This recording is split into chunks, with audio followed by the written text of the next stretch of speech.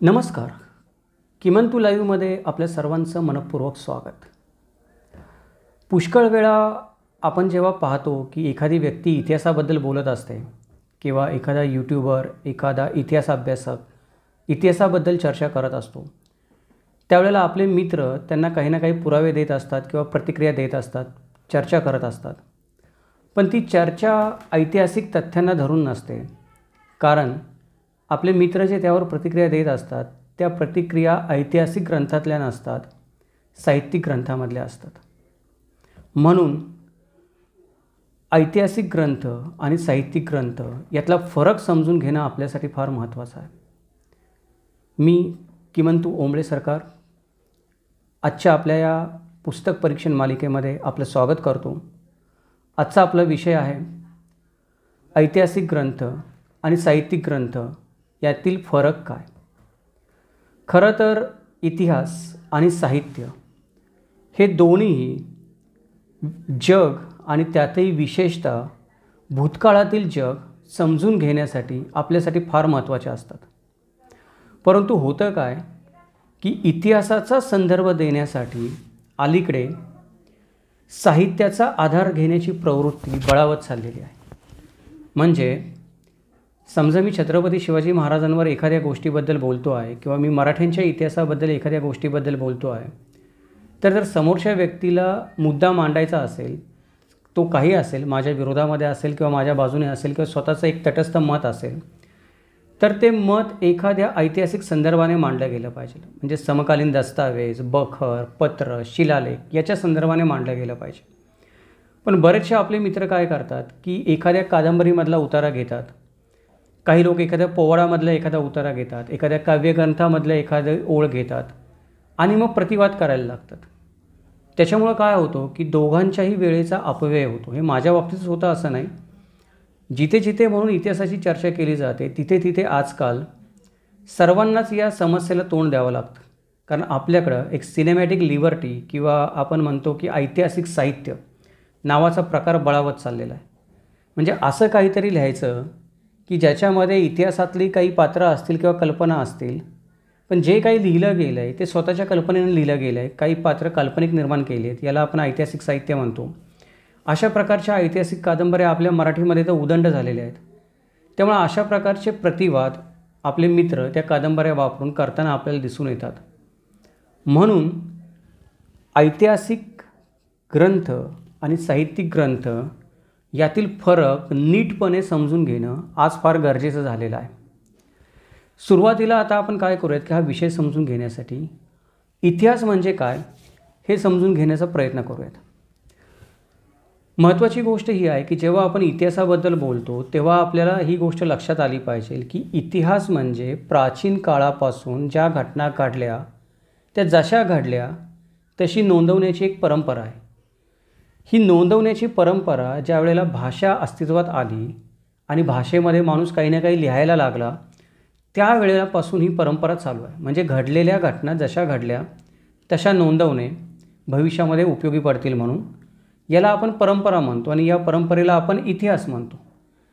आधी ही जी काही कला होती त्या कलेला थोड्या मर्यादा होत्या, कारण त्या सुरुवातीच्या काळामध्ये आपण बघितलं तर भाजलेल्या विटांवर आकडे लिहिले जायचे किंवा माहिती लिहिली जायची. ती लिहिणं अवघड होतं किंवा शिलालेख कोरणं अवघड होतं. पण नंतरच्या काळात काय झालं की मुद्रण यंत्राचा शोध लागला, ज्याला आपण प्रिंटिंग प्रेस म्हणतो. त्याच्यामुळे पुस्तकं छापणं, जलद छापणं सोपं झालं आणि या गोष्टी नोंदवता येणं पण सोपं झालं. त्याच्यामुळे गोष्टी नोंदवण्याचा वेग वाढला. जसा गोष्टी नोंदवण्याचा वेग वाढला तसा इतिहास लिहिण्याचा वेग वाढला. पण याचा अर्थ की छापखान्याचा शोध लागायच्या आधी ही परंपरा नव्हती असं नाही. छापखान्याच्या आधी पण लोक कागदावर लिहायचे, काही लोक पानांवर लिहायचे, काही लोक प्राण्यांच्या वाळलेल्या कातडीवर लिहायचे, मी म्हटलं तसं भाजलेल्या विटांवर लिहायचे.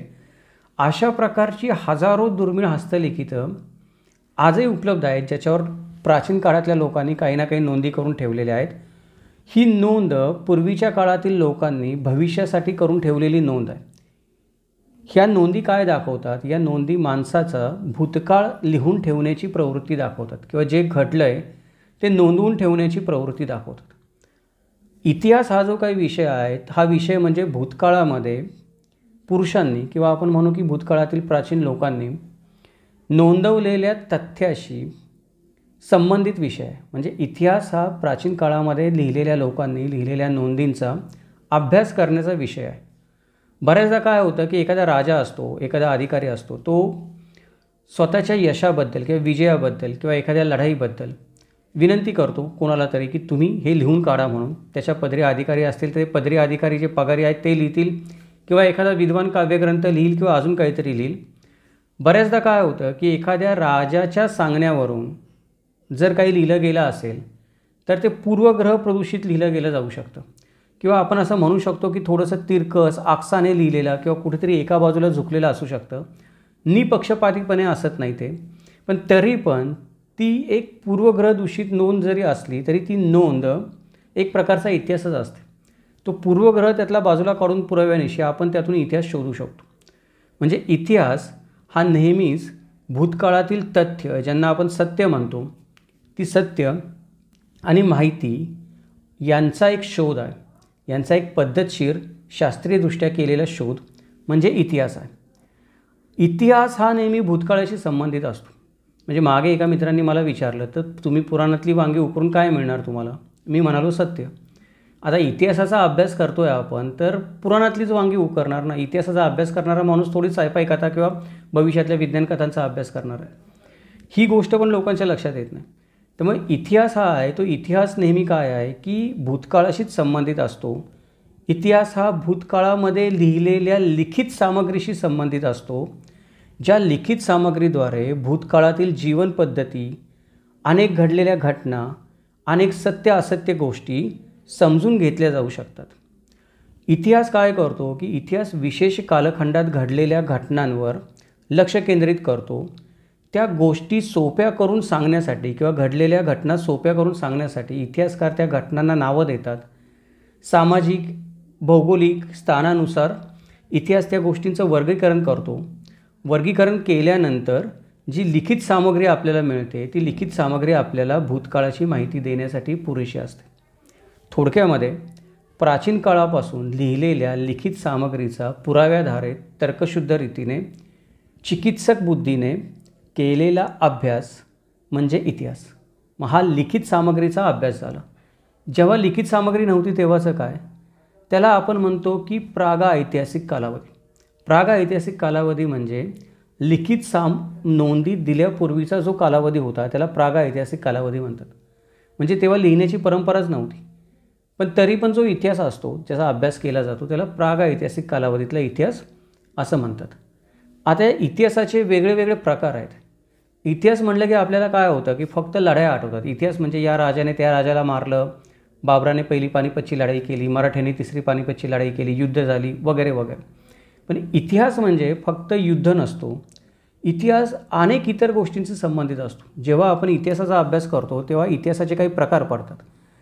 त्यातले काही ठराविक एक मुख्य प्रकार आहेत. ते मुख्य प्रकार मी इथे सांगतो.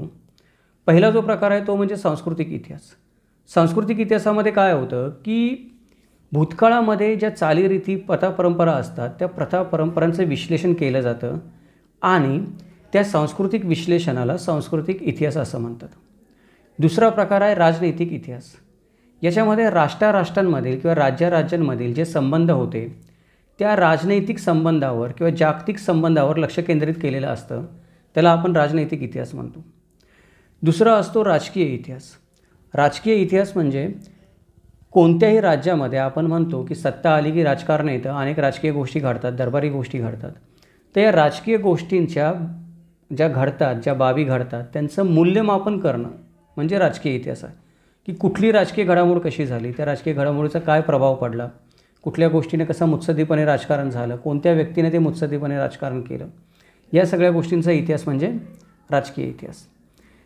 पुढचा जो भाग आहे तो म्हणजे बौद्धिक इतिहास. बौद्धिक इतिहास म्हणजे एखाद्या व्यक्तीने वैयक्तिक व्यवहार कसा केला, त्याच्यानंतर तिने व्यवहार कसे केले, त्यानंतर तिने नोंदी कशा करून ठेवल्या, त्या व्यक्तीची वाढ कशी झाली, भरभराट कशी झाली, त्या व्यक्तीने काही मोठं काम कसं केलं, ह्या जो बौद्धीचा विकास झाला याला म्हणतो आपण की बौद्धिक इतिहास.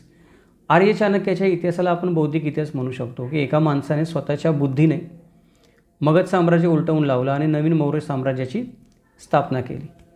त्याच्यानंतर इतिहासाचा प्रकार येतो सामाजिक इतिहास. सामाजिक इतिहास हा इतिहासाचाच एक भाग आहे. याला असं म्हणतात की पूर्वस्थिती जी असते इतिहासामधली, की विविध समुदाय, विविध लोकसंख्या, विविध लोक, विविध वंशाचे लोक एकत्र राहत असतात, वेगवेगळे राहत असतात. त्यांचा एकमेकांमध्ये संकर होत असतो, वर्णसंकर होत असतो, मिसळून जात असतात, परत वेगळे होत असतात. त्यांचं राहणीमान असतं, त्यानंतर त्यांची एक राहण्याची शिस्त असते, अव्यवस्थितपणा असतो. ह्या सगळ्या गोष्टीला एक सामाजिक इतिहास म्हणतात. म्हणजे त्या समाजामध्ये राहणाऱ्या ठराविक कालखंडामध्ये एखादा समाज राहत असेल तर त्या समाजाचं विचार करणं, त्या समाजावर लक्ष केंद्रित करून त्यांचा अभ्यास करणं, याला सामाजिक इतिहास म्हणतात. सर्वात महत्त्वाचा एक इतिहासाचा प्रकार जो आपण विसरून जातो नेहमी किंवा आपल्या लक्षातच येत नाही, तो म्हणजे आर्थिक इतिहास. अर्थव्यवस्थांच्या स्थितीवर तसेच भूतकाळातील आर्थिक घटनांवर लक्ष केंद्रित करणं हे आर्थिक इतिहासाचं मुख्य काम असतं.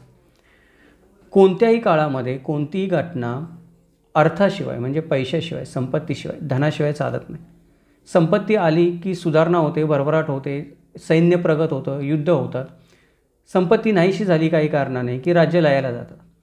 म्हणजे संपत्तीचा आणि अर्थकारणाचा माणसाच्या इतिहासावर फार मोठा प्रभाव पडतो. तर अर्थकारण होतं कसं, व्यापार होतं कसं, दळणवळण होतं कसं, व्यवहार होतात कसे, नाणी कशी पाडली जातात, चलन कुठलं वापरलं जातं, ह्या सगळ्या गोष्टींचा जो इतिहास आहे, की जो इतिहास आपल्याला सांगतो की या आर्थिक घडामोडींनी इतिहासावर प्रभाव टाकला होता, याला म्हणतात आर्थिक इतिहास.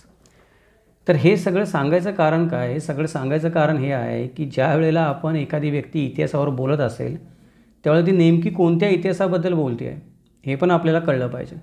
ते जर आपल्याला कळलं नाही तर आपण त्याला उत्तर देऊ शकत नाही, किंवा आपण एखादी शंका जरी आपल्याला असेल तरी आपण ती शंका नीटपणे विचारू शकत नाही. कारण होतं असं की व्यक्ती बोलत असते आर्थिक इतिहासावर आणि आपण प्रश्न करत असतो सामाजिक इतिहासावर. त्यात पण तो प्रश्न करत असतो कुठल्या तरी कादंबरीमधलं वाचून. याच्यामुळं काय होतं की समोरच्या व्यक्तीला जी ती इतिहास सांगत असते तिला या गोष्टीचा त्रास होतो की कशा पद्धतीने माणसाला समजावून सांगावं हे कळत नाही, की तुम्ही जी शंका विचारतात ती शंका या विषयाचा भागच नाही. म्हणून आपण पण जर आपल्याला वाटत असेल की समोरच्या माणसाकडून आपल्याला उत्तर मिळालं पाहिजे तर थोडा आपला पण इतिहासाचा अभ्यास असला पाहिजे. एखादी व्यक्ती भौगोलिक इतिहासाबद्दल बोलत असेल तर आपण तिला सामाजिक इतिहासाबद्दल प्रश्न नाही विचारला पाहिजे. एखादी व्यक्ती राजकीय इतिहासाबद्दल बोलत असेल तर आपण तिला मानववंशशास्त्राच्या दृष्टीने प्रश्न नाही विचारला पाहिजे.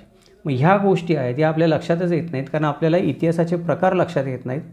आणि खास करून ज्या वेळेला आपण एखाद्या समाजाचा, जातीपातीचा, धर्माचा इतिहास सांगत असतो किंवा चर्चा करत असतो त्यावेळेला ही गोष्ट प्रकर्षाने जाणवते. मग हा व्हिडिओ बनवण्याचं कारणच हे आहे की पुढे जाऊन आपल्याला मराठा जातीची उत्पत्ती हा व्हिडिओ बनवायचा. ज्या वेळेला आपण मराठा जातीची उत्पत्ती हा व्हिडिओ बनवू त्यावेळेला कोणी आर्थिक इतिहास किंवा कोणी दुसरा इतिहास याच्याबद्दल प्रश्न विचारू नयेत, किंवा ते प्रश्न विचारलेच तर ते इतिहासाशी संबंधित असावेत.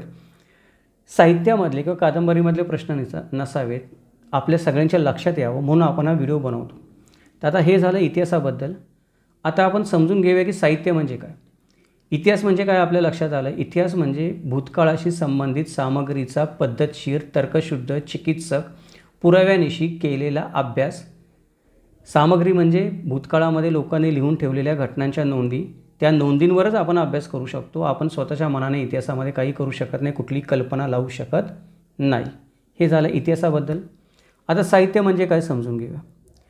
साहित्य म्हणजे काय आहे की भूतकाळामध्ये किंवा वर्तमान काळामध्ये कोणी गद्य, पद्य, कविता काही लिहिलं असेल तर त्याला आपण एक प्रकारे साहित्य म्हणतो. सोप्या भाषेत सांगायचं म्हटलं तर हे म्हणजे भूतकाळात लिहिल्या गेलेल्या कोणत्याही ग्रंथनिर्मितीस किंवा काव्यनिर्मितीस, कोणत्याही प्रकारच्या लेखन प्रकाराच्या निर्मितीस आपण साहित्य म्हणतो. इतिहास लिहिणं हे पण एक प्रकारे साहित्याचाच भाग आहे, मगाशी मी म्हटलं तसं. पण ते ऐतिहासिक साहित्य वेगळं आणि इतिहास वेगळं, या वेगळ्या गोष्टीत आपल्याला समजून घेता आलं पाहिजे. ऐतिहासिक साहित्य हा साहित्याचा भाग आहे, इतिहास हा साहित्याचा भाग नाही आहे. ऐतिहासिक साहित्य म्हणजे इतिहासावर लिहिल्या गेलेल्या कादंबऱ्या, इतिहासावर लिहिली गेलेली पुस्तकं, इतिहासावर लिहिले गेलेले पोवाडे हे साहित्याचा भाग आहेत. परंतु इतिहासाची माहिती देणारी जी संसाधनं आहेत, बकरी असतील, पत्र असतील, शिलालेख असतील, हे साहित्याचा भाग नाही आहेत, ते संसाधनांचा भाग आहेत. इतिहासाची माहिती देणाऱ्या संसाधनांचा भाग आहेत, साहित्याचा भाग नाही आहे. हे आपण इथे समजून घेतलं पाहिजे. साहित्य हे नाटक, कविता किंवा बाकीचे जे लेखन प्रकार असतात, आख्यान वगैरे, त्याच्याशी मर्यादित असतं. आणि साहित्यामध्ये वास्तविक सत्याऐवजी लेखकाची सर्जनशीलता आणि कल्पनाशक्ती याला जास्त महत्त्व असतं. म्हणजे इतिहास लिहिताना तुम्ही तो पुराव्यानिशी किती अचूक लिहिता याला महत्त्व आहे, किंवा इतिहासाचा अभ्यास करताना पुराव्यानिशी किती अचूकपणे अभ्यास करता याला महत्त्व आहे. आणि एखादी कथा कादंबरी लिहिताना भले अचूकता नसेल पण ती तुम्ही रंगवून किती सांगता, समोरच्या माणसाचं मनोरंजन किती करता याला महत्त्व आहे. इतिहासामध्ये अभ्यासाला महत्त्व असतं, साहित्यामध्ये मनोरंजनाला महत्त्व असतं. हे आपण समजून घेतलं पाहिजे. ज्याला आपण एक नॉन फिक्शन कथा म्हणतो, या नॉन फिक्शन कथा पण इतिहासाचाच भाग आहेत. त्याच्याबरोबर ज्याच्यामध्ये नेहमी आपली गफलत होते की याला साहित्य म्हणावं का इतिहास म्हणावं आपल्याला कळत नाही, त्या गोष्टी म्हणजे चरित्र आणि आत्मचरित्र. ते चरित्र आणि आत्मचरित्र ही पण इतिहासाचा भाग आहेत, साहित्याचा भाग आहेत, इतिहासाचा भाग नाही आहे. इतिहासाचा भाग काय ते मी तुम्हाला सांगितलं. बखरी, पूर्वीच्या काळी इतिहासकारांनी लिहून ठेवलेले ग्रंथ माहिती देणारे, त्यानंतर पत्र, दस्तावेज, इतर काही मजर असतील, निवाडे असतील, फरमानं असतील, त्याच्याबरोबर आपण म्हणतो शिलालेख वगैरे असतील, अजून काही असेल, हे इतिहासाचा भाग आहे, साहित्याचा भाग नाही. आणि या ज्या गोष्टी आहेत की एखादा काव्यग्रंथ लिहिला आहे म्हणजे ज्ञानेश्वरी हा साहित्याचा भाग आहे, आपण हे समजून घेतलं पाहिजे. ज्ञानेश्वरी हा इतिहासाचा भाग नाही आहे. बऱ्याचदा काय होतं की मी मागे एक व्हिडिओ बनवला होता की देवगिरीश यादव कोण आहे. आपण देवगिरीश यादव मराठा होते का, आपण तो व्हिडिओ बनवला होता ऐतिहासिक तथ्यावर आधारित, आणि आपण बोलत होतो सामाजिक इतिहासाबद्दल. आणि लोक मला प्रश्न विचारत होते ज्ञानेश्वरीचा संदर्भ देऊन. लोकांच्या हे लक्षात येत नाही की ज्ञानेश्वरी हा साहित्य आहे, ज्ञानेश्वरी हे काव्यग्रंथ आहे, ज्ञानेश्वरी हे आध्यात्मिक ग्रंथ आहे. ज्ञानेश्वरी ऐतिहासिक साहित्य देखील नाही आहे. म्हणजे ज्ञानेश्वरीला आपण ऐतिहासिक साहित्य पण म्हणू शकत नाही. त्यामुळे ज्ञानेश्वरीमध्ये जर काही लिहिलं असेल तर ते इतिहासाचा भाग होऊ शकत नाही. ते आधार म्हणून आपण कुठे वापरू शकतो एखाद्या गोष्टीला, पण इतिहासाचा संदर्भ म्हणून ज्ञानेश्वरी हा ग्रंथ आपल्याला वापरता येत नाही, कारण तो साहित्यिक ग्रंथ आहे, तो ऐतिहासिक ग्रंथ नाही आहे. ह्या गोष्टींचा आपण काय केला पाहिजे, विचार केला पाहिजे. आता हे साहित्याचे प्रकार काय आहेत, मुळामध्ये साहित्याचे प्रकार काय आहेत ते कळल्याखेरीज आपला गफलत दूर होणार नाही. म्हणजे आपण दरवेळेला एखाद्या साहित्य प्रकारातल्या गोष्टी असतो, त्या साहित्य प्रकारातल्या गोष्टींचा संदर्भ देतो आपण ऐतिहासिक तथ्यासाठी, किंवा कोणी माणूस इतिहास सांगत असतो आणि आपण त्याला संदर्भ देत असतो एखाद्या साहित्यिक ग्रंथातला, आपल्याच लक्षात येत नाही, कारण आपण कुठल्या साहित्यिक ग्रंथातला संदर्भ देतो आहे तेच मुळात आपल्याला माहीत नसतं. तर हा संदर्भ आहे, तो संदर्भ कुठला देतो आहे आपण ते कळण्यासाठी मुळात आपल्याला साहित्याचे प्रकार माहिती असले पाहिजेत. एक 5-6 प्रकार जे महत्त्वाचे आहेत ते मुळामध्ये सांगतो की जे नेहमी गोंधळ निर्माण करतात इतिहासामध्ये, ऐतिहासिक ग्रंथामध्ये आणि साहित्यिक ग्रंथामध्ये. ते पहिला प्रकार म्हणजे चरित्र. चरित्र म्हणजे काय असतं की एका व्यक्तीने दुसऱ्या व्यक्तीच्या जीवनाबद्दल लिहिलेली कथा असते. त्या चरित्रामध्ये काय होतं की इतिहासामधली एखादी गोष्ट घेतलेली असेल, म्हणजे एखादी व्यक्ती जर आत्ताच नुकती वर्तमान काळामध्ये होऊन गेलेली असेल किंवा जिवंत असेल, तर आपण जेव्हा तिचं चरित्र लिहितो त्यावेळेला काय होतं की ते चरित्र आपण घडलेल्या घटनांप्रमाणे लिहू शकतो, कारण व्यक्ती आपल्या डोळ्यासमोर असते, घटनांचे आपल्याला पुरावे दाखले मिळतात. पण इतिहासातली एखादी व्यक्ती असेल तर त्या व्यक्तीला आपल्याला अद्भुत रम्यता चिकटवली जाते, गूढपणा चिकटवला जातो, दैवत्व चिकटवलं जातं. मग ते चरित्र काय होतं, ऐतिहासिक ग्रंथ होऊन जातं. म्हणजे लेखकाला हा मोह आवरत नाही की तो इतिहासातली काही सत्य व्यक्ती घेतो, सत्य नावं घेतो, सत्य घटना घेतो आणि त्यांच्याभोवती अद्भुत रम्यता, दैवत्व चिकटवतो आणि चरित्र लिहितो.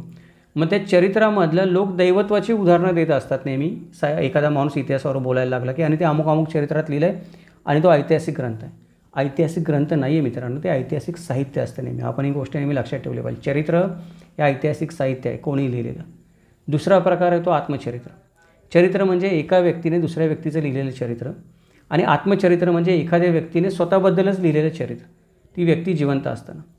मग एखादी व्यक्ती जिवंत असताना तिने स्वतःबद्दल जर चरित्र लिहिलं असेल किंवा एखादं प्रवास वर्णन दिलं असेल किंवा माहिती लिहिली असेल तर त्यातून आपल्याला बरीच माहिती मिळू शकते. म्हणजे नाना फडणवीसांनी त्यांचं चरित्र स्वतःच लिहिलं होतं थोडंफार, किंवा गोडसे भटजींनी जी केली, वारी केली भारताची, त्यात त्यांनी प्रवास वर्णन लिहून ठेवलं, ते एक प्रकारे चरित्रच झालं त्यांचं.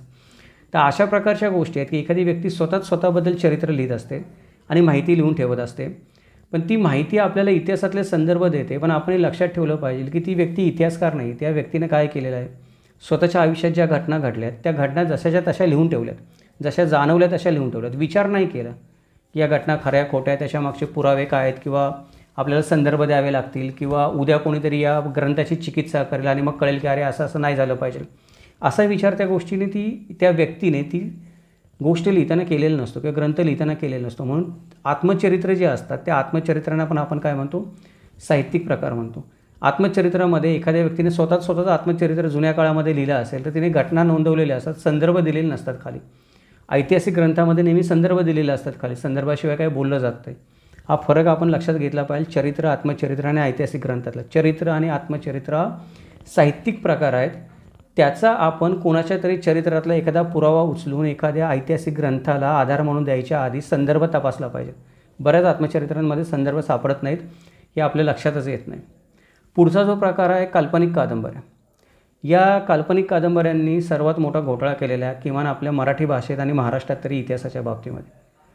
ऐतिहासिक साहित्य ज्याला आपण म्हणतो ते ऐतिहासिक साहित्य म्हणजे या काल्पनिक कादंबऱ्याच आहेत बहुतांश. एखादी व्यक्ती काय करते की आपण मृत्युंजय कादंबरीवर एक व्हिडिओ बनवलेला आहे की मृत्युंजय कादंबरीमधला दोष कोणता, तर सर्वांनी हा व्हिडिओ पाहावा ऐतिहासिक कादंबरीचं महत्त्व लक्षात घेण्यासाठी. तर मृत्युंजय कादंबरीमध्ये उदाहरण देऊन सांगतो की मृत्युंजय कादंबरी त्याच्यामध्ये काय केलं आपण की कर्ण नावाची एक व्यक्तिरेखा घेतली आणि कर्ण नावाची व्यक्तिरेखा घेतल्यानंतर तिच्याभोवती मी कथा गुंफली माझ्या कल्पनेने.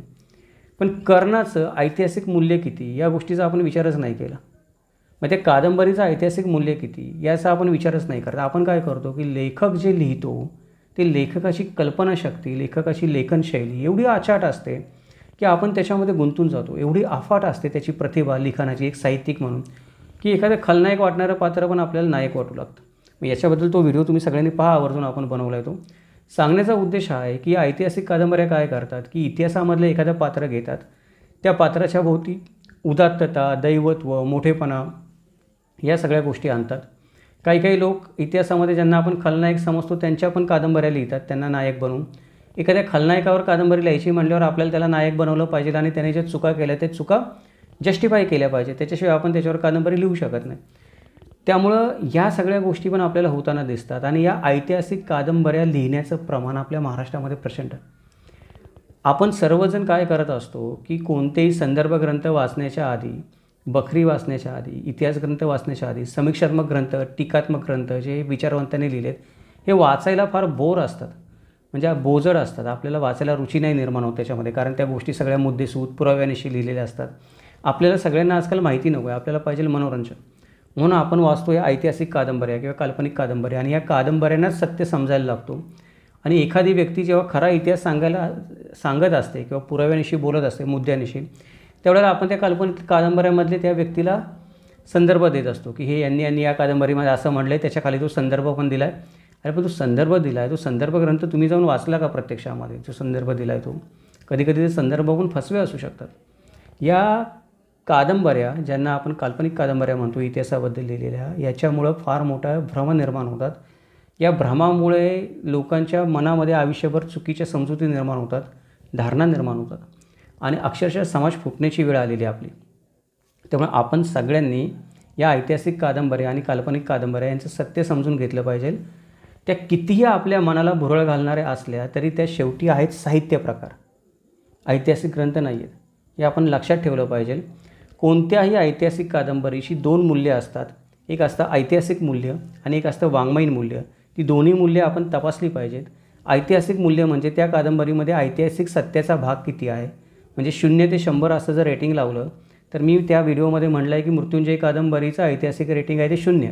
खरी गोष्ट, कारण त्याच्यामध्ये एका खलनायक असलेल्या पात्राला नायक म्हणून रंगवलेलं आहे. आणि मृत्युंजय कादंबरीचं वाङ्मयीन मूल्य म्हणलं आपण ते 0 ते 100 रेटिंग लावलं तर 100 आहे. कारण लिहिणाऱ्या लेखकाची प्रतिभा एवढी प्रचंड आहे की लिहिण्याचं सामर्थ्य एवढं प्रचंड आहे, त्याच्या लेखणीमध्ये सामर्थ्य एवढं प्रचंड आहे की ते कादंबरीमधली पात्र आपल्या मनाला भुरळ घालतात आणि आपल्याला वाटायला लागतं की ते घडलं तेच सगळं खरं आहे. म्हणजे हे काय आहे की ऐतिहासिक कादंबऱ्यांचं सामर्थ्य पण आहे आणि ऐतिहासिक कादंबऱ्यांचे आपण म्हणतो तो दुष्परिणाम पण आहे, ज्याच्यामुळं आपल्याला खोट्या गोष्टी खऱ्या वाटू लागतात. आणि आपण या ऐतिहासिक कादंबऱ्या किंवा ज्यांना आपण काल्पनिक कादंबऱ्या म्हणतो यांच्यामुळे सर्व घोटाळे होतात, तर आपण यांच्यापासून थोडं सावध राहिलं पाहिजे. दुसऱ्या गोष्टी असतात त्या म्हणजे दंतकथा, साहित्याचा प्रकार. म्हणजे दंतकथा म्हणजे काय, ह्या एक लिखित स्वरूपात नसणाऱ्या परंतु परंपरागत ऐकवल्या जाणाऱ्या कथा असतात. या कुठे लिहिलेल्या नसतात लिखित स्वरूपामध्ये, पण पिढी दर पिढी या ऐकवल्या जात असतात. त्याच्यामध्ये काही ना काही भर पडत असते, काही कथा वाढत असतात, काही कथा कमी होत असतात किंवा काही गोष्टी मागे पुढे होत असतात. याच्यामध्ये कोणालाही त्या कथांमध्ये भर घालण्याची मूभ आहे, कारण लिखित नाहीच आहे ना काही. आपण असं म्हणतो की भारताची घटना लिखित आहे, त्याच्यामध्ये काही आपल्याला वाढवायचं असेल तर संसदेमध्ये कायदा करावा लागतो, म्हणजे चर्चा करावी लागते. पण दंतकथांमध्ये जर काही वाढवायचं असेल तर तिथे काही चर्चा करायची गरज नाही. एखाद्या माणसाच्या मनाला आलं त्याने 2 ओळी वाढवल्या, नाही तर एखादी कथा वाढवली एखादी गोष्ट इकडची तिकडे केली चालून जाते. मग लोक काय करतात की या दंतकथांचा पण आधार द्यायला लागतात इतिहास सांगायला. म्हणजे इतिहासामध्ये एखादं पात्र अस्तित्वात होतं का नव्हतं याची आपण शहानिशा पण करत नाही. उदाहरण द्यायचं झालं तर हिरकणीचं पात्र इतिहासामध्ये अस्तित्वात आहे का नाही याची आपण शहानिशा करत नाही. कुठल्या गावातली, कधी कुठं होऊन गेली, जर होऊन गेली असेल तर 400 वर्षापूर्वीच होऊन गेली ती, तिचा काहीतरी पुरावा मागूच लागणार आपल्याला. आपण विचार नाही करत. ही कथा आहे का दंतकथा आहे. मग या दंतकथांच्या आधाराने पण काय होतं की बऱ्याचदा गोष्टी इतिहासाशी आपण संदर्भ द्यायला लागलो. दंतकथा या ऐकायला ठीक आहेत, म्हणजे ऐकायला खूप भारी वाटतात मला, वेगळी माहिती मिळते, त्यानंतर नवीन नवीन काहीतरी कळतं इतिहासाबद्दल, भूतकाळात झालेल्या गोष्टींबद्दल. सांगणारे पण रंगवून सांगत असतात फार. ऐकण्यामध्ये काहीच त्याच्यामध्ये हे नाही आहे, समस्या नाही आहे, ऐकायलाच पाहिजे. पण त्याचा संदर्भ इतिहास ग्रंथाला किंवा ऐतिहासिक ग्रंथाला देताना थोडा विचार केला पाहिजे. दुसरा एक दंतकथांसारखाच प्रकार आहे साहित्याचा, त्याला वेगळा प्रकार आहे, पण त्याला आपण म्हणतो लोककथा. या लोककथा पण नेहमी काय होतात, इतिहासाशी यांचा गोंधळ निर्माण होतो. इतिहासाशी संबंध आला की लोककथा म्हणजे एका लोकसमूहाद्वारे वंशपरंपरागत सांगितल्या जाणाऱ्या कथा. उदाहरणार्थ काही भाट असतात, ते भाट काय करत असतात की एका जातीचं किंवा एका समाजाचं स्तवन करत असतात किंवा त्यांचीच माहिती गात असतात. मराठा समाज आहे तर मराठा समाजामध्ये मराठ्यांच्या इतिहासाबद्दल काही लोककथा आहेत. राजपूत समाज आहे, अजून तमिळ लोक आहेत, त्यांच्या समूहाबद्दलच्या लोककथा आहेत वेगळ्या. द्रविड संस्कृती वेगळी, आर्य संस्कृती वेगळी आपण म्हणू शकतो. हा लोककथांचा एक समूह आहे.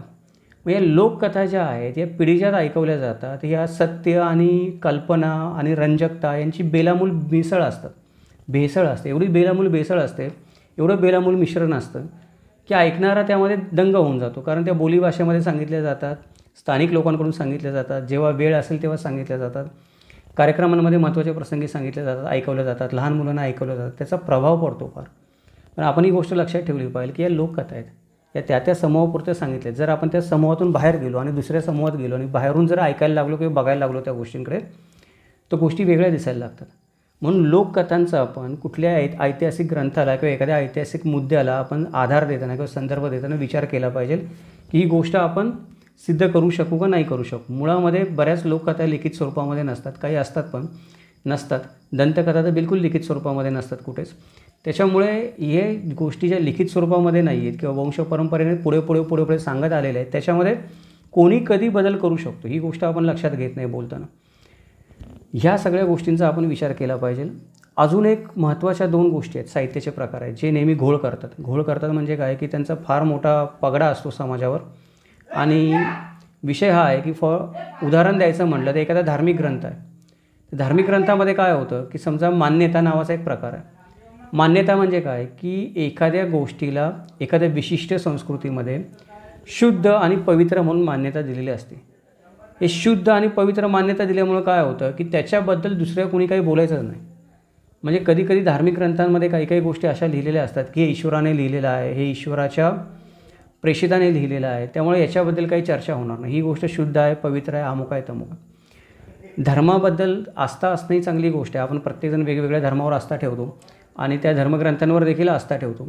पण धार्मिक आस्था आणि आपण जे म्हणतो ते तर्कशुद्ध इतिहास या 2 वेगळ्या गोष्टी आहेत. आस्था आपली वैयक्तिक असली एखाद्या ठिकाणी आणि आपण ती ठेवली तर त्यामध्ये वावगं काहीच नाही. पण ज्या वेळेला एखादी व्यक्ती इतिहासाची चर्चा करत असते आणि मानवी इतिहास सांगत असते, घडलेल्या घटनांबद्दल त्याच्या नोंदींबद्दल बोलत असते, तेव्हा आपण या मान्यतांच्या पलीकडे जाऊन त्या नोंदींकडे बघितलं पाहिजे, त्या विषयाकडे बघितलं पाहिजे. ती व्यक्तीचे विषय सांगते ते समजून घेतला पाहिजे. नेहमी काय होतं की नाही आमच्या धर्मामध्ये ही गोष्ट सांगितलेली नाही, आमच्या जातीमध्ये सांगितलं नाही, आमच्या पुस्तकामध्ये असं लिहिलं आहे, असंच आहे. धार्मिक ग्रंथामध्ये लिहिला गेलेला इतिहास आणि ऐतिहासिक ग्रंथामध्ये लिहिला गेलेला इतिहास याच्यामध्ये पुष्कळ फरक असतो. इतिहास दोन्हीकडे पण असतो. मगाशी आपण म्हणलं तसं या विषयाच्या सुरुवातीलाच आपण काय म्हणलं व्हिडिओच्या, साहित्य आणि इतिहास हे दोन्ही भूतकाळाकडे बघण्याचे मार्ग आहेत, पण हे वेगळे मार्ग आहेत. इतिहास तर्कशुद्ध रीतीने इतिहासाकडे बघण्याचा मार्ग आहे, चिकित्सेने चर्चेने बघण्याचा मार्ग आहे.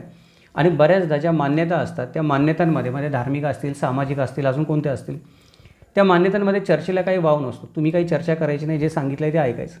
म्हणजे हा एक इतिहासाकडे बघण्याचा वेगळा दृष्टिकोन आहे. तर आपण काय केलं पाहिजे, दोन्हीची गफलत नाही केली पाहिजे एकमेकांची. आणि बोलताना चर्चा करताना व्यक्ती कुठल्या अँगलने बोलते त्या अँगलने त्या व्यक्तीबरोबर चर्चा केली पाहिजे. म्हणजे एखादी व्यक्ती धार्मिक मान्यतेबद्दल बोलत असेल तर मग धार्मिक मान्यता हा विषय डोळ्यासमोर ठेवून आपण धार्मिक ग्रंथातली उदाहरणं देऊन त्याच्याशी चर्चा केली पाहिजे. जी काही धार्मिक आध्यात्मिक चर्चा असेल त्याने एखादी व्यक्ती इतिहासाची चर्चा करत असेल तर ऐतिहासिक पुराव्यांच्या आधारे आपण इतिहासाची चर्चा केली पाहिजे. इकडच्या गोष्टी आपण तिकडे लावल्या नाही पाहिजे चर्चा करताना. याच्यामुळे काय होतं की 2 साहित्य प्रकारांमध्ये गडबड निर्माण होते आणि सत्य समजायला पण अडचण निर्माण होते. विनाकारण दोन व्यक्तींमध्ये भांडणं होतात किंवा गैरसमज होतात, द्वेष, बाकीच्या गोष्टी समाजामध्ये घडतात पुढे. कशामुळे घडतात की समजूनच घेतलं नाही. म्हणजे ऐतिहासिक पद्धत इतिहास बघण्याची आणि साहित्यिक पद्धत इतिहास बघण्याची, धार्मिक पद्धत इतिहास बघण्याची, तार्किक पद्धत इतिहास बघण्याची वेगळ्या वेगळ्या पद्धती. माणूस कुठल्या पद्धतीने बोलतोय आणि बघतोय त्या पद्धतीनुसार आपण बोललं पाहिजे. अजून एक रंजक साहित्य प्रकार आहे जो नेहमी इतिहासामध्ये मेळ खातो. तो रंजक साहित्य प्रकार म्हणजे काय? आख्यायिका. आख्यायिका कशाला म्हणतात? आख्यायिका म्हणजे कल्पना आणि वास्तव यांचं एक बेलामूळ मिश्रण असतं. आख्यायिका अशा काल्पनिक कथा असतात की ज्याच्यामध्ये पात्र स्वतःची कहाणी सांगत असतात आणि ती कहाणी एवढ्या बेलामूलपणे सांगत असतात की कल्पना एका वास्तव कळत नाही. हे आख्यायिकांचं काय यश आहे, म्हणजे हे साहित्य प्रकारचं एक यश आहे की माणसाला गुंतवून ठेवतं त्याच्यामध्ये. पण मग या आख्यायिकांमुळं काय होतं की आत्ता नाही पण जुन्या काळामध्ये काय होतं की आख्यायिकाच सांगितल्या जायच्या प्रामुख्याने. ऐतिहासिक ग्रंथ पुराव्यानिशी लिहिण्याची परंपरा आपल्या महाराष्ट्रामध्ये नव्हतीच, ती आत्ता चालू झाली. 1818 नंतर, आपण 1858 नंतर म्हणू शकतो. हळूहळू नवीन युरोपियन पद्धत, शिक्षण पद्धत आपल्या देशात आधुनिक आली तेव्हापासून. याच्या आधी इतिहास हा दंतकथा, लोककथा, आख्यायिकांच्याद्वारेच सांगितला जायचा. पण आपण हे समजून घेतलं पाहिजे की या आख्यायिका पण आहेत. या आख्यायिका काय आहेत की त्या एखाद्या पात्र जेव्हा स्वतःची कहाणी त्यातलं सांगत असतं तेव्हा ती कहाणी कदाचित ती स्वतःला सिद्ध करण्यासाठी पण सांगत असेल की मी कसा सत्य आहे किंवा मी कसा खरा आहे हे सिद्ध करण्यासाठी पण ती कहाणी सांगत असते. अशी वेगळी वेगळी पात्र वेगळ्या वेगळ्या कहाण्या सांगत असतात. झाडं बोलत असतात, माणसं बोलत असतात, प्राणीपक्षी पण बोलत असतात आख्यायिकांमध्ये. तर आख्यायिका एक सशक्त माध्यम आहे एखादी गोष्ट मांडण्याची समाजापुढे. पण त्याचा कधीकधी काय होऊ शकतो की दुर्वापर पण होऊ शकतो. त्याच्यामुळे आपण त्याबद्दल सावधान राहिलं पाहिजे. अजून एक साहित्य प्रकार आहे, त्याचं नाव आहे विज्ञान कथा. आता या कथा तंत्रज्ञान आणि वैज्ञानिक शोधावर आधारित असतात आणि सत्य आणि काल्पनिक या दोन्हीचं मिश्रण असू शकतात किंवा पूर्णपणे सत्य असू शकतात, पूर्णपणे काल्पनिक असू शकतात किंवा सत्य आणि काल्पनिक दोन्हीचं पण मिश्रण असू शकतं. दुर्दैवाची गोष्ट ही आहे की या कथांना नाव आहे विज्ञान कथा. या कथा तुम्हाला गॅलेक्सीबद्दल, आकाशगंगांबद्दल, ग्रहताऱ्यांबद्दल, अजून गोष्टींबद्दल माहिती सांगत असतात. पण ह्या गोष्टींचा उपयोग करून पण चुकीची साहित्य रचना करून ऐतिहासिक सत्य बदलण्याचा प्रयत्न केलेला दिसून येतो. म्हणजे लोक एवढे हुशार आहेत गोष्टी लिहिण्यामध्ये की या विज्ञान कथांचा वापर पण स्वतःच्या मनाप्रमाणे इतिहास लिहायला, जो मागे घडला येतो किंवा इतिहास बदलायला लोक करत असतात. आपल्याला अशा कित्येक विज्ञान कथा दिसून येतात ज्या देवाबद्दल, धर्माबद्दल, आस्थेबद्दल, प्रथांबद्दल लिहिलेल्या आहेत किंवा एखाद्या ऐतिहासिक घटनेबद्दल पण लिहिलेल्या आहेत की ऐतिहासिक व्यक्तींबद्दल लिहिलेल्या आहेत की ती कधीतरी टाईम मशीनमध्ये मागे पुढे जाऊन बघतात वगैरे, अशा गोष्टी होतात त्या कथांमध्ये. आणि या विज्ञान कथांचा पण दुर्वापर केला जातो ऐतिहासिक सत्य दडवण्यासाठी किंवा ऐतिहासिक सत्य आपल्या मनाने मोडण्यासाठी. त्यामुळे आपण यांचा पण काय केला पाहिजे? विचार केला पाहिजे. सगळ्यात महत्त्वाची गोष्ट आहे की आत्ता मी हे सगळे प्रकार सांगितले साहित्यांचे, चरित्रापासून ते विज्ञान कथापर्यंत, याच्यापैकी कुठलंही साहित्य आणि या प्रकारात लिहिलेला कुठलाही ग्रंथ हा ऐतिहासिक ग्रंथ मानला जात नाही. हे सगळे साहित्यिक ग्रंथच आहेत. त्याच्यामुळं याच्यातला जर एखादा संदर्भ आपण एखाद्या इतिहास संशोधनाला जर संदर्भ म्हणून किंवा पुरावा म्हणून किंवा आधार म्हणून देत असू तर आपण सगळ्यांनी विचार केला पाहिजे की पहिली गोष्ट म्हणजे साहित्य प्रकारे आपण देऊ शकत नाही आणि दुसरी गोष्ट म्हणजे द्यायचाच झाला तर त्याच्या ऐतिहासिक संदर्भ काय आहे ते आपण तपासून मग दिला पाहिजे. आपण असं म्हणू शकत नाही की अमुक अमुक काव्यग्रंथामध्ये लिहिलं आहे, अमुक अमुक आख्यायिकामध्ये लिहिलं आहे, त्या दंतकथेत सांगितलं आहे आणि तुम्ही काय आम्हाला वेगळंच सांगता. म्हणजे लोक इतिहासकाराला प्रश्न विचारताना काय विचारतात किंवा इतिहासकाराला कमी लेखताना किंवा स्वतःला इतिहासकारापेक्षा जास्त ज्ञान आहे सिद्ध करायला काय करतात लोक? मग त्या दंतकथेमध्ये लिहिलं आहे तसं, मग त्या काव्यग्रंथामध्ये लिहिलं आहे असं, मग आमच्या ज्ञानेश्वरीमध्ये लिहिलं आहे, मग ते याच्यामध्ये लिहिलं आहे, अशा प्रकारे गोष्टी करतात. इथे ज्ञानेश्वरीला किंवा दंतकथांना कमी लेखण्याचा विषय नाही. त्या गोष्टी जिथे आहेत तिथे योग्यच आहेत आणि जिथे आहेत तिथे ते सशक्तच आहेत जेवढ्या असावेत तेवढ्या, आणि त्यांचं एक अलौकिकत्व आहेच, नाही असं नाही. पण त्याचं जेव्हा लोक ऐतिहासिक ग्रंथासाठी किंवा ऐतिहासिक मुद्द्यासाठी समर्थन द्यायला लागतात तेव्हा मग त्या गोष्टी कधीकधी हास्यास्पद होऊन जातात आणि समोरच्या व्यक्तीच्या लक्षात येत नाही की आपण स्वतःच हास्य करून घेतो की या गोष्टींचा आपण तिकडे संदर्भ देऊ. म्हणून आपण त्या गोष्टीबद्दल विचार केला पाहिजे. सगळ्यात महत्त्वाची गोष्ट समजून घेऊया आपण, जर या वेगळ्या वेगळ्या गोष्टी आहेत तर मग गैरसमज का होतात? म्हणजे इतिहास आणि साहित्य जर एवढं वेगळं आहे तर गैरसमज का होतात? गैरसमज होतात ह्या सगळ्यांच्या मिश्रणाने. म्हणजे इतिहास आणि साहित्य एकत्र करून जर काही कलाकृती किंवा एखादा ग्रंथ लिहिला गेला तर मग त्याने बऱ्याच वेळेला गैरसमज होतात. म्हणजे एखाद्या घटनेमध्ये किंवा एखाद्या गोष्टीमध्ये, एखाद्या दस्तऐवजामध्ये, एखाद्या पुस्तकामध्ये आपल्याला साहित्य पण सापडतं आणि इतिहास पण सापडतो. आता याचं उदाहरण द्यायचं म्हटलं तर मागाशी मी म्हटलं तसं की चरित्र आहेत, आत्मचरित्र आहेत, बखरी आहेत.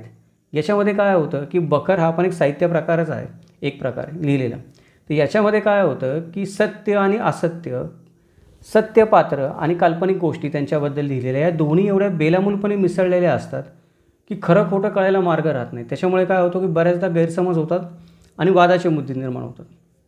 बऱ्याचदा काय असतं की अशी जी पुस्तकं लिहिली जातात त्या पुस्तकामध्ये काल्पनिक गोष्टी समाविष्ट करताना, गोष्टी तर काल्पनिक समाविष्ट केलेल्या असतात त्याच्यामध्ये, पण त्या गोष्टी समाविष्ट करताना वापर सत्याचा केलेला असतो. त्याच्यामुळं बहुतेक घटना जरी त्यात लिहिलेल्या सत्य असल्या किंवा नावं सत्य असली, त्याच्यामधले व्यक्ती सत्य असल्या, तरी जे काही विवेचन केलेलं असतं ते विवेचन काल्पनिक असतं. त्याच्यामध्ये बरेच नाट्यमय घटक भरलेले असतात. त्यामुळे ते पुस्तक काय असतं की असं पुस्तक इतिहास होण्याऐवजी किंवा ऐतिहासिक ग्रंथ होण्याऐवजी साहित्यिक ग्रंथ बनून जातं किंवा साहित्य बनून जातं.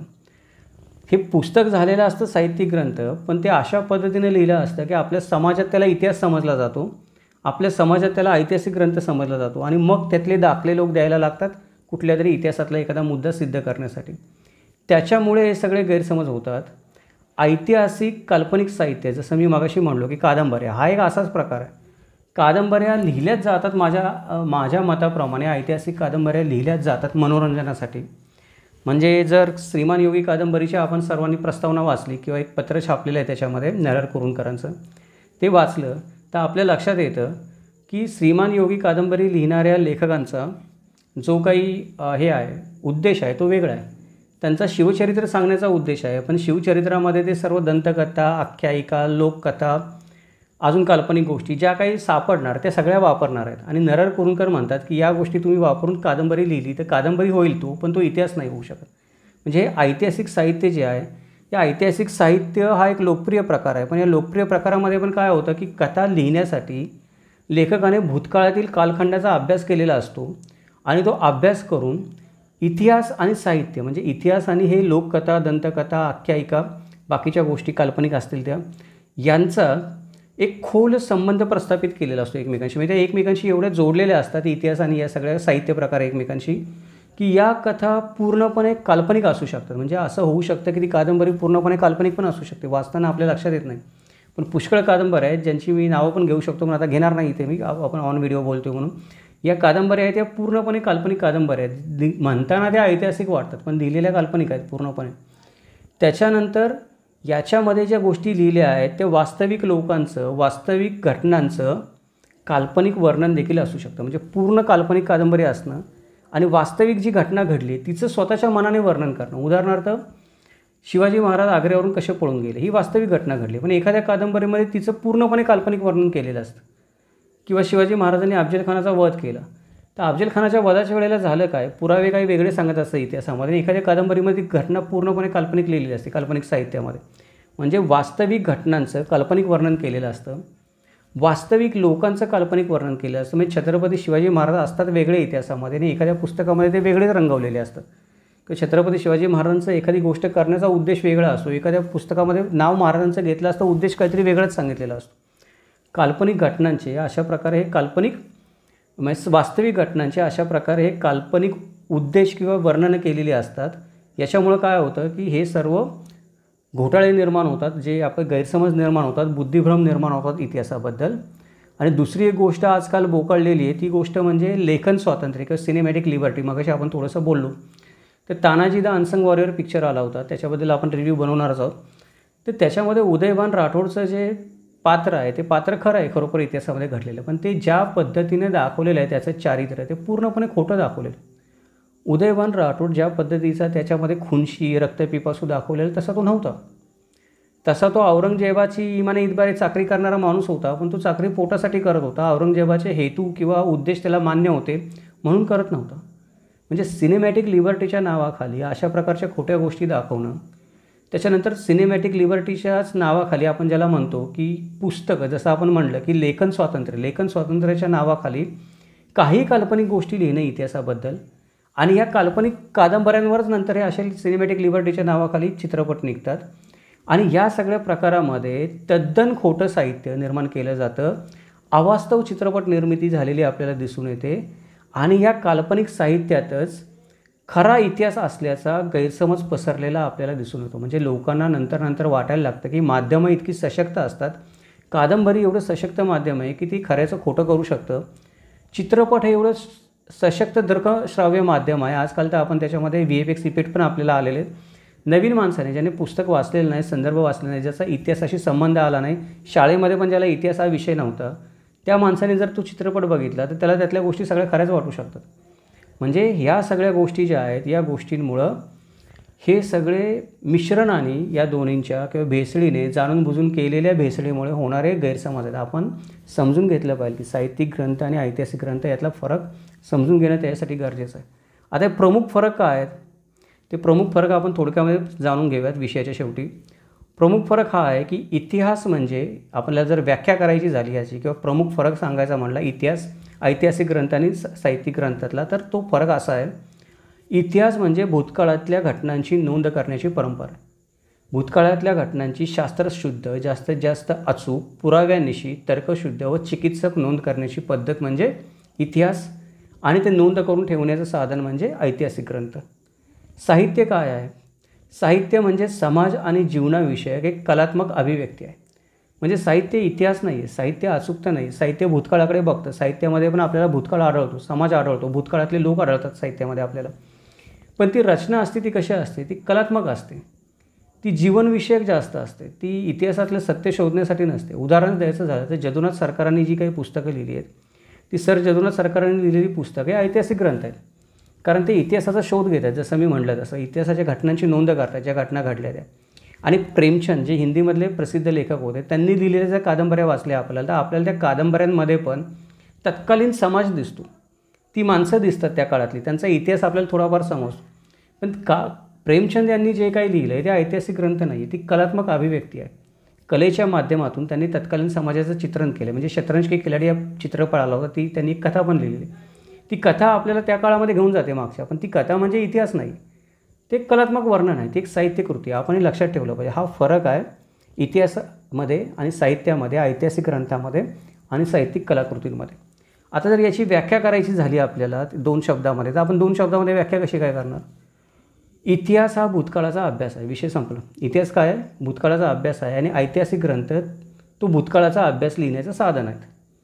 साहित्य हे लिखित कार्याचा अभ्यास आहे. साहित्य म्हणजे जे काही याच्या आधी लिहिलं गेलेलं आहे, गद्य, पद्य, आख्यायिका, दंतकथा, लोककथा, मिथकं यांच्याबद्दल जे लिखित लिहिलेलं आहे त्या लिखित कार्याचा अभ्यास आहे साहित्य म्हणजे. आणि ते लिहून ठेवण्याचं साधन म्हणजे आपलं नवीन जे म्हणतो ते कादंबऱ्या असतील, ललित लेखन असेल, निबंध असेल, या माध्यमातून आपण काय करत असतो? त्याचा अभ्यास करत असतो. याच्या मर्यादा पण आहेत प्रत्येकाच्या. आता मर्यादा काय आहेत? की मर्यादा ही आहे की इतिहासकार आहे, हा इतिहासकार स्वतःचं मानाने इतिहास सांगू शकत नाही.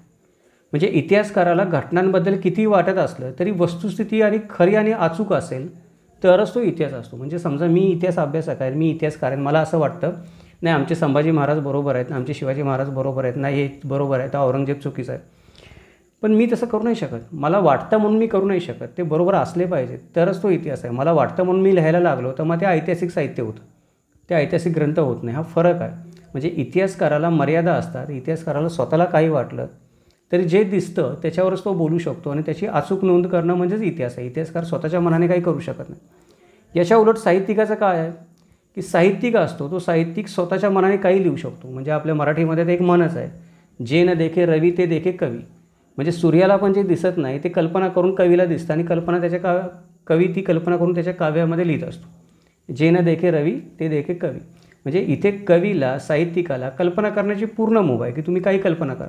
मग साहित्यिक काही कल्पना करू शकतो की शिवाजी महाराजांचा घोडा अरबी होता म्हणायच्या वेळी तो शिवाजी महाराजांचा घोडा ग्रीक होता असं पण म्हणू शकतो. साहित्यिक म्हणू शकतो. त्याला काही कल्पना न करायला काही हे नाही आहे, मर्यादा नाही आहे. तो अमर्याद कल्पना करू शकतो. साहित्यिक इतिहासातली पात्रं घेऊन अथवा काल्पनिक पात्रं घेऊन एखादा ऐतिहासिक कालखंड घेऊन साहित्य निर्मिती करू शकतो. म्हणजे साहित्यिकाने मनामध्ये आणलं तर तो काय करू शकतो? कुठलंही पात्र पकडायचं, त्याच्यावर एक कादंबरी लिहायची इतिहासातलं. कुठलाही एखादं ऐतिहासिक कालखंड घ्यायचा, त्या ऐतिहासिक कालखंडावर कादंबरी लिहायची. इतिहासामधलं एखादं काल्पनिक पात्र घ्यायचं ज्याला इतिहासामध्ये काही आधार नाही, म्हणजे पद्मावती या पात्राला इतिहासामध्ये काही आधार नाही, आपण बघितलं त्याच्यावर एवढा मोठा चित्रपट निघाला, खरी गोष्ट, खरं त्याच्यावर पण रिव्ह्यू बनवला पाहिजे त्या चित्रपटावर ऐतिहासिक दृष्टीने, सत्य असत्य काय ते. म्हणजे साहित्यिक काय करू शकतो की साहित्यिक काही कल्पना करू शकतो, कुठलंही काल्पनिक पात्र घेऊ शकतो, त्याला कोणी अडवू शकत नाही. याचं जर उदाहरण द्यायचं झालं तर द इमॉर्टल्स ऑफ मेलुआ आपण जे म्हणतो की कादंबरीची एक सिरीज लिहिलेली आहे अमिश त्रिपाठींनी. त्याच्यामध्ये काय केलेलं आहे की प्राग ऐतिहासिक काळामधलं भगवान शंकराशी मिळतं जुळतं शिवा म्हणून एक पात्र लिहिलं आहे. आणि मेलुहा हे काश्मीरशी संबंधित एक नाव आहे, काश्मीरला कधी मेलुहा म्हणतो. मग ही काहीतरी ऐतिहासिक तथ्य घेऊन त्यांनी एक काल्पनिक कादंबरी रचलेली त्याच्यावर कल्पना करून, आणि भन्नाट काल्पनिक कादंबरी रचून एक काल्पनिक विश्व निर्माण केलेलं आहे. म्हणजे साहित्यिकाला कोणी अडवू नाही शकत. साहित्यिक काही कल्पना करून लिहू शकतो, हे आपण लक्षात ठेवलं पाहिजे. पण इतिहासकाराचं तसं नाही, इतिहासकाराला मर्यादा असते. इतिहासकाराला किती कल्पना करणं तर लांबच, पण त्याला स्वतःलाही किती वाटलं की ही गोष्ट अशी नाही अशी घडलेली असली पाहिजे, बरोबर आहे, तरी पण पुरावा असल्याखेरीज तो ती म्हणू शकत नाही, बरोबर आहे. हा ऐतिहासिक ग्रंथामधला आणि साहित्यिक ग्रंथामधला मोठा फरक आहे. त्याच्यानंतर याच्यामध्ये जो फरक असतो तो दुसरा फरक आहे तो सामग्रीमधला असतो. म्हणजे इतिहासातली जी माहिती असते ती इतिहासातली माहिती ही नेहमी सत्याशी संबंधित असते, कुठल्या तरी पुराव्यावर आधारित असते, कुठली तरी एखादी घटना, ताम्रपट, शिलालेख काहीतरी सापडलेला असतो त्याच्यावर आधारित असते. साहित्यामध्ये जी सामग्री लिहिलेली असते ती साहित्यामधली सामग्री बहुतेक वेळा 99% वेळा काल्पनिकच असते. ती काल्पनिक कथा असते, लेखकाची कल्पनाशक्ती असते, वेगळी वेगळी साहित्यिक उपकरणं लोक वापरतात त्या गोष्टी असतात. म्हणजे सामग्री पण जी लिहिली जाते ऐतिहासिक ग्रंथात लिहिली जाते ती सत्यावर आधारित कुठल्या तरी पुराव्यावर आधारित असते, आणि साहित्य ग्रंथामध्ये लिहिली असते ती बहुतांश वेळा काल्पनिक असते, लेखकाच्या कल्पनाशक्तीवर आधारित असते.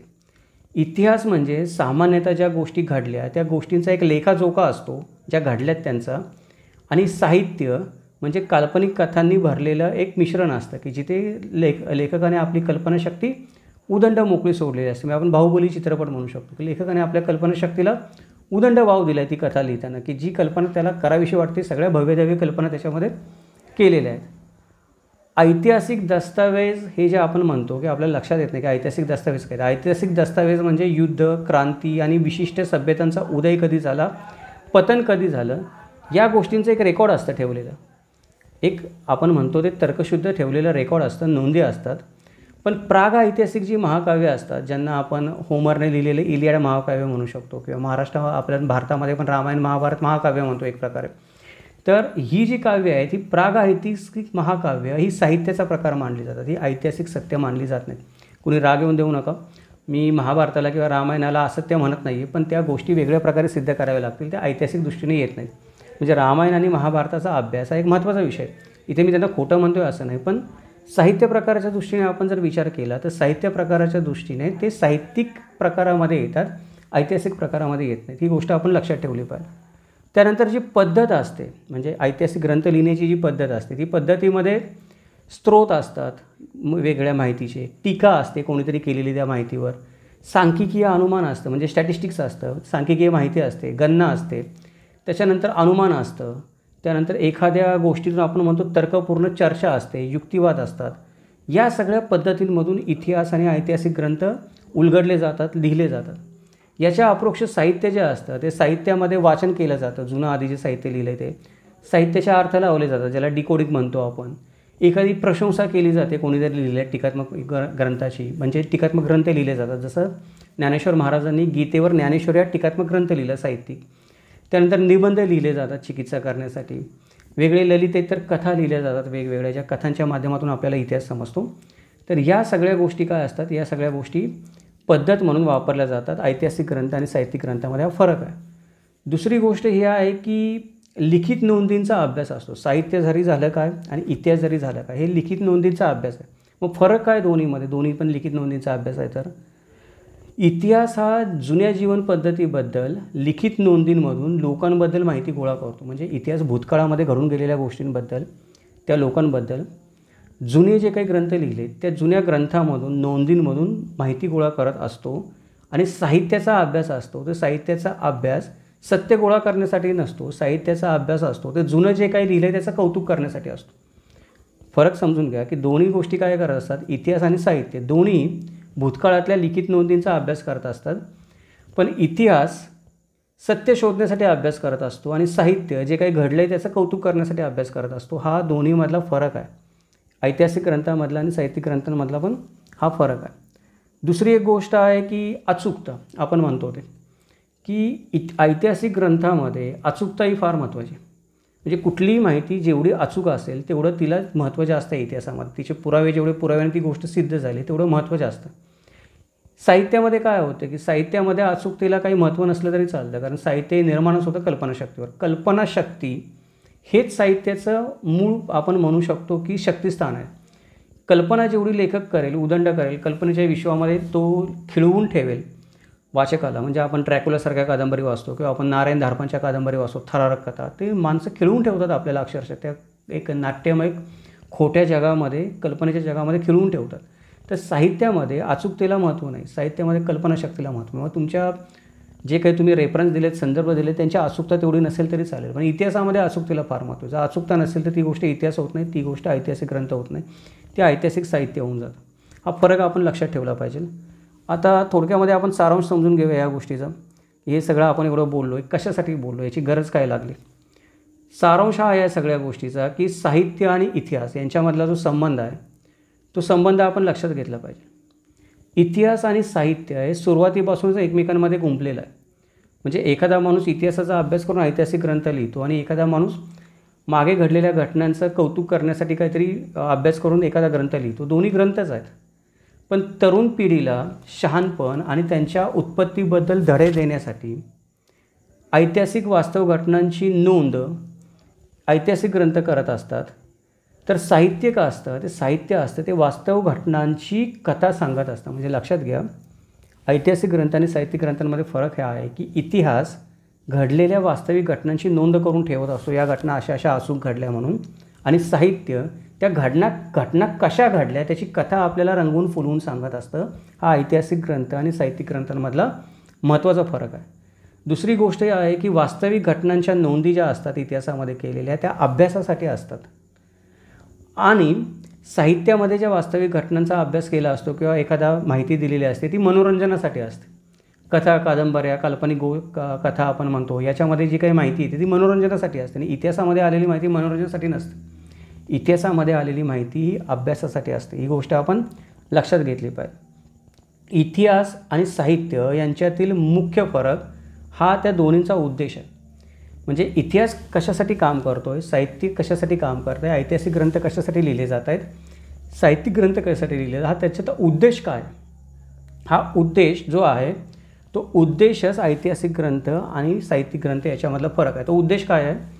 ऐतिहासिक ग्रंथांचा किंवा इतिहासाचा हेतू घटना शक्य तितक्या अचूक नोंदवणे हा असतो. म्हणजे ऐतिहासिक ग्रंथाचा हेतू घटना जशा घडल्या त्या शक्य तितक्या अचूकपणे नोंदवणं हा असतो, संदर्भ देऊन, पुरावे तपासून. त्याच वेळेला साहित्याचा किंवा ऐतिहासिक साहित्य आपण जे म्हणतो ते काय करतं की दैनंदिन घटनांचा कल्पक पद्धतीने अर्थ लावतो. म्हणजे इतिहास गोष्टी नोंदवतो अचूकप्रमाणे आणि साहित्य कल्पना करते की त्या घटना कशा घडल्या असतील, त्या अजून कशा रंजक करता येतील, अजून काय घडलेलं असेल, माणसाला सोप्या करून कशा सांगता येतील, अजून त्यामध्ये लोककथा, दंतकथा मिसळून त्या कशा रंजक करता येतील, काल्पनिक पद्धतीने किंवा कल्पक पद्धतीने त्यातून वेगळा अर्थ काय निघेल, हा साहित्याचा उद्देश आहे. आणि इतिहासाचा उद्देश आहे अचूकपणे नोंदी करणं. त्यामुळे साहित्य दरवेळेला घटनेला घटना. आता याच्यावरून एखाद्या माणसाचा असा गैरसमज होऊ शकतो की साहित्यामध्ये सगळ्या गोष्टी काल्पनिकच लिहिलेल्या असतात, सत्याचा विपर्यासच केलेला असतो आणि ऐतिहासिक ग्रंथ दरवेळेला खरंच असतात. तर असं नाही. काही वेळेला काय होतं की ऐतिहासिक ग्रंथांमध्ये पण सत्याचा विपर्यास झालेला आपल्याला दिसून येतो, तो आपल्याला शोधावा लागतो. तो सत्याचा विपर्यास अशा कारणामुळे होतो की काही वेळेला इतिहासकार पण पुष्कळ वेळा आपल्या स्वामीच्या संतुष्टीसाठी खोटा इतिहास लिहितात. म्हणजे एखाद्या राजाने जर एखाद्या इतिहासकाराला इतिहास लिहायला सांगितला असेल तर त्या राजाचा मर्जी राखण्यासाठी तो खोटा इतिहास लिहितो. राजाची स्तुती करण्यासाठी कदाचित तो एखाद्या बरोबर माणसाची चुकीची तुलना करू शकतो किंवा त्याच्यावर टीका पण करू शकतो. कधी कधी काय होतं की एखाद्या देशामध्ये हुकुमशाही राजवट असते, तिथे इच्छा असो नसो इतिहासकारांना ती हुकुमशाही राजवट सांगेल तशा पद्धतीचा इतिहास लिहावा लागतो. म्हणून आपण पण काय केलं पाहिजे की ऐतिहासिक ग्रंथ हे अचूकतेसाठीच असतात, पण तपासून घेणं गरजेचं आहे दरवेळेला. ही गोष्ट पण आपण केली पाहिजे. तर शेवटी हे सगळं सांगण्याचा उद्देश एवढाच होता की ज्या वेळेला उद्या आपण मराठा जातीची उत्पत्ती यासारखे व्हिडिओ बनवू किंवा इतर कोणतीही व्यक्ती यूट्यूबवर एखादा ऐतिहासिक संदर्भाने बोलत असेल, ऐतिहासिक ग्रंथांच्या संदर्भाने बोलत असेल, तर कृपा करून साहित्यिक ग्रंथातले संदर्भ देऊन त्या व्यक्तीवर टीका करू नका. किंवा साहित्यिक ग्रंथातले संदर्भ देऊन त्या व्यक्तीला अडचणीत आणण्याचा प्रयत्न करू नका, कारण इतिहास हा सत्यावर आधारलेला आहे. ती व्यक्ती सत्याच्या आधाराने बोलते. कोणत्याही कादंबरीचा संदर्भ देऊन आपण कुठल्याही इतिहासकाराला खोटं ठरवू शकत नाही. विनाकारण लोक काय करत बसतात की ट्रोल करत बसतात एखाद्या चांगल्या व्यक्तीला, जो खरं तर समाजाच्या भल्याचं काहीतरी बोलत असतो ऐतिहासिक सत्य सांगून, पण आपण ट्रोल करतो त्या व्यक्तीला. तर कृपा करून या अशा गोष्टी होऊ नयेत. गफलत होऊ नये ऐतिहासिक ग्रंथ आणि साहित्यिक ग्रंथामध्ये ऐतिहासिक सत्य आणि काल्पनिक सत्य समजून घेण्यामध्ये. म्हणून हा व्हिडिओ बनवला होता. आशा आहे आपल्या सगळ्यांना आवडला असेल. हा व्हिडिओ थोडासा इतिहासाचा विषय न होता इतिहासाचा एक लेक्चर झालेला आहे असं मला वाटतं, की जे शाळेमध्ये कॉलेजमध्ये शिकवलं जातं. पण हे महत्त्वाचं आहे, कारण पुढचे जे विषय आपण चर्चेला घेणार आहोत, ज्याचे व्हिडिओ बनवणार आहोत, त्या विषयांची चर्चा करण्याआधी काही कन्सेप्ट ज्या आहेत त्या कन्सेप्ट क्लिअर असणं गरजेचं आहे. ऐतिहासिक ग्रंथ म्हणजे काय आणि साहित्यिक ग्रंथ म्हणजे काय हे कन्सेप्ट क्लिअर असणं गरजेचं आहे. त्याशिवाय आपण पुढच्या विषयांची चर्चाच करू शकत नाही. त्या गरजेमधून हा व्हिडिओ बनवलेला आहे. आपल्याला हा व्हिडिओ कसा वाटला ते नेहमीप्रमाणे मला कमेंट करून कळवा, प्रतिक्रिया करून कळवा. आपण सर्वजण करतच असतो. या अशा प्रकारची माहितीपूर्ण व्हिडिओ बनवण्यासाठी नेहमीच वेळ, पैसा आणि इतर संसाधनांची गरज लागत असते. जर आपल्याला शक्य असेल, हे चॅनल आपल्याला आवडत असेल, या चॅनलची इतिहास सांगण्याची पद्धत आपल्याला आवडत असेल, तर कृपा करून प्रत्येक चॅनलच्या खाली जॉईन बटन असतं, त्या जॉईन बटनवर क्लिक करून पेड मेंबरशिप घ्या, जेणेकरून थोडेसे फंड्स या चांगल्या कामासाठी उपलब्ध होऊ शकतील आपल्याकडून. नेहमीप्रमाणे व्हिडिओला लाईक करा, चॅनलला सबस्क्राईब करा, नोटिफिकेशन बटन ऑन ठेवा, म्हणजे नवीन नवीन आलेले व्हिडिओ आपल्याला पाहता येतील. आज आपण इथेच थांबूयात. जय महाराष्ट्र, जगदंबा.